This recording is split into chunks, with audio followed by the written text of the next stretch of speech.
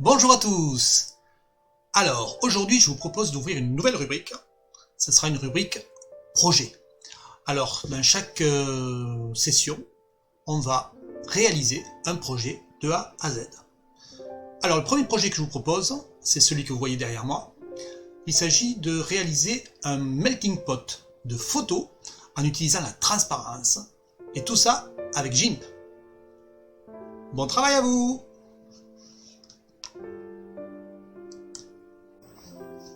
Alors, pour combiner ces photos ensemble, nous allons travailler à partir de GIMP, ici, et nous allons utiliser 3 photos libres de droit. Alors, nous allons prendre la première, là, par exemple le château. Je prends la souris et je la lâche dans la partie principale de l'application. Je convertis les couleurs. Je fais la même chose avec le chat, que je vais mettre cette fois-ci dans la partie droite. Je convertis.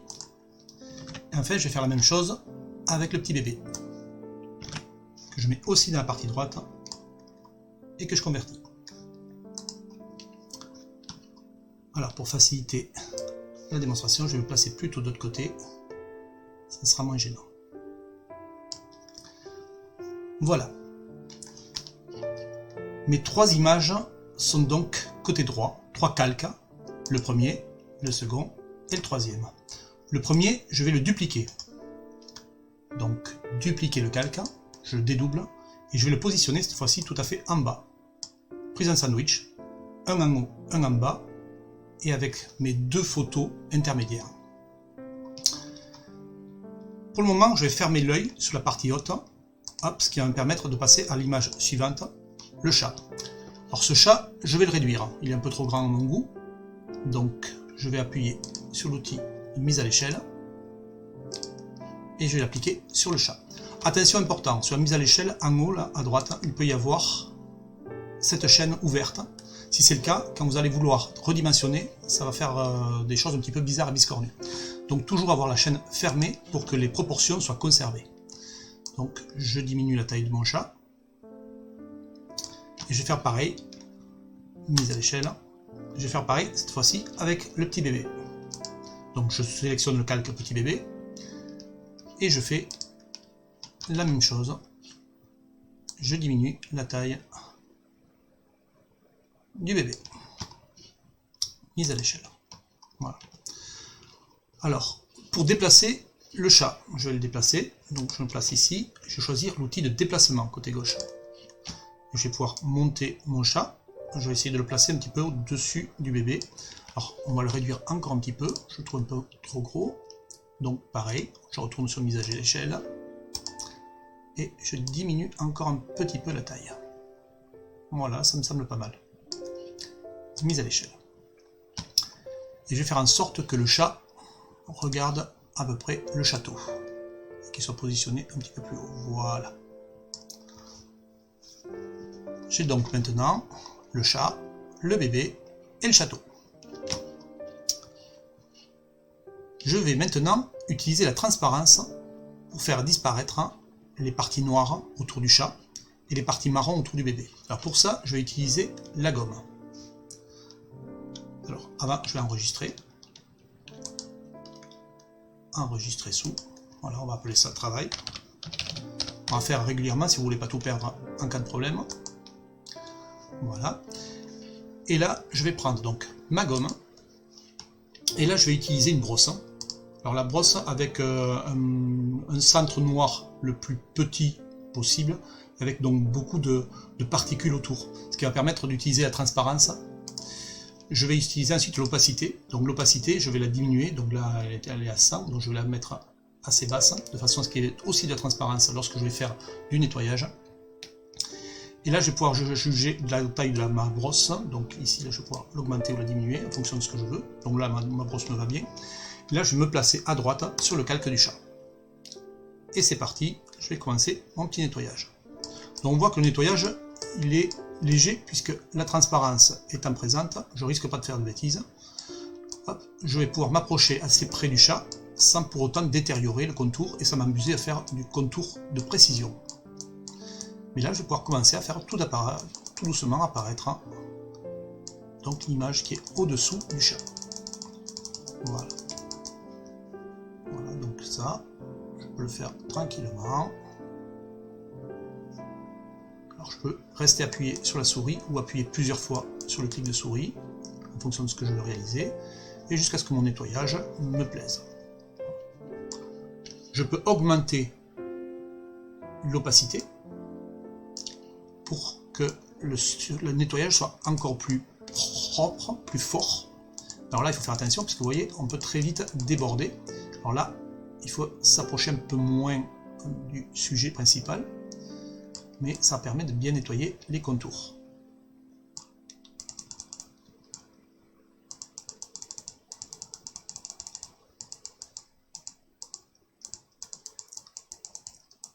Voilà. Et de temps en temps, quand vous êtes content de ce que vous avez fait, un petit CTRL S qui fait un enregistrement. Pareil, je me place cette fois-ci sur le bébé et je fais la même chose au niveau du bébé. Donc je prends une opacité assez forte et hop, je nettoie pour le moment assez largement hop, le contour.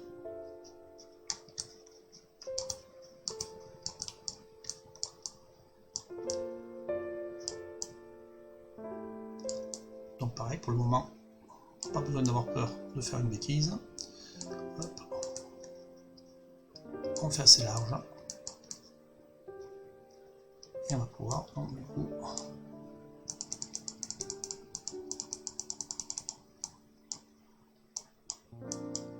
gérer le contour.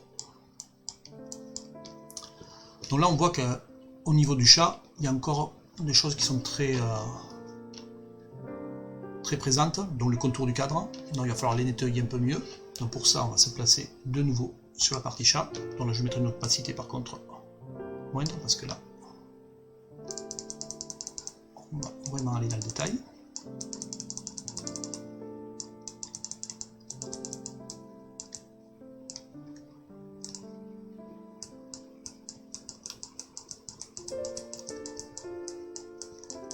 Alors il suffit d'aller sur celui en dessous pour voir effectivement l'endroit où il y a encore des traces du cadre. On le voit ici.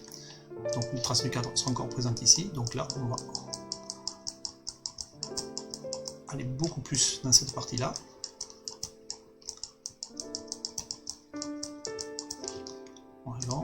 Voilà, encore un petit peu. Là, on arrive au bout. Voilà. Là, ça me plaît bien. Le petit bonhomme, la partie dessous, là, on voit encore les traces du cadre assez importantes. Donc là, ici, on va même mettre une opacité encore un petit peu plus forte pour bien nettoyer ici. Donc c'est soit les contours du cadre qu'il faut bien nettoyer. Alors là, il n'y a pas besoin d'avoir peur de nettoyer le chat, hein, puisqu'on est au-dessus du chat. Donc là, il n'y a pas de souci. Et là, on voit aussi que la tête, hop, au niveau du chat, il va falloir nettoyer aussi un petit peu, de façon à ce qu'on voit bien la tête du petit bébé.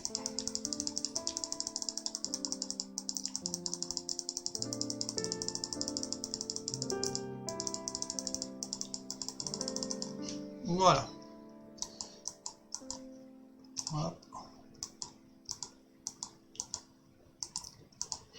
Voilà, on va conserver ça comme ça.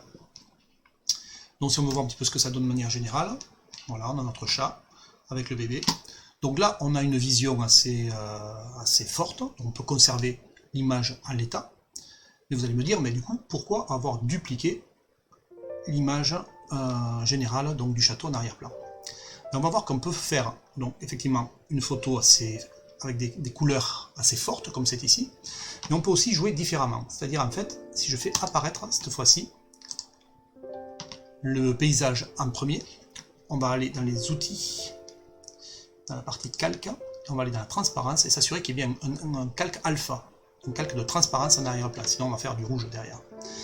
Et là, on va regarder à peu près où est positionné le chat, donc on voit où il est, et là, je vais sur ça faire apparaître mon chat à ce niveau-là. Et Et là, je vais pouvoir le faire de manière assez délicate et faire comme une apparition en fait avec notre chat qui va pouvoir apparaître au milieu des nuages. Voilà. Donc là, on va jouer vraiment dans le domaine artistique, on va dire. On va faire apparaître notre bébé comme s'il s'agissait en fait d'un rêve. Voilà, et là on va pouvoir jouer sur la transparence, faire apparaître uniquement ce qui va nous intéresser, et en forçant plus ou moins sur les endroits qui vont nous plaire. Voilà, donc là je veux que la tête du bébé soit un peu plus visible.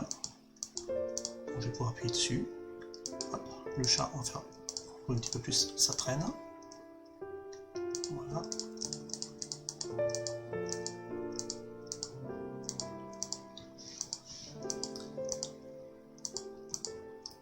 Voilà.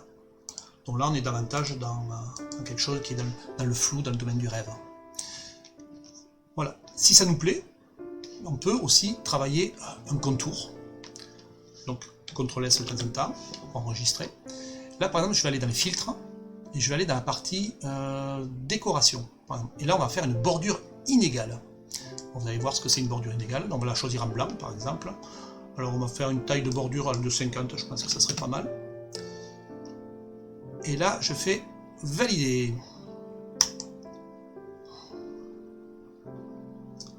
Voilà, et là, vous voyez, ça nous a fait un contour blanc tout autour de la photo, qui va rendre tout ça encore plus magique pour une jolie carte de Noël.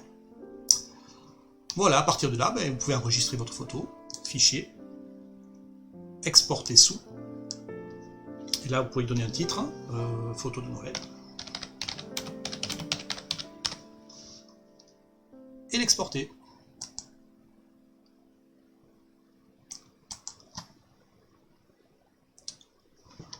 Voilà, c'est tout pour aujourd'hui. Donc voilà comment mélanger plusieurs photos entre elles, les fondre de façon à ce qu'elles soient plus ou moins visibles et jouer sur la transparence. Voilà, à vous de jouer maintenant.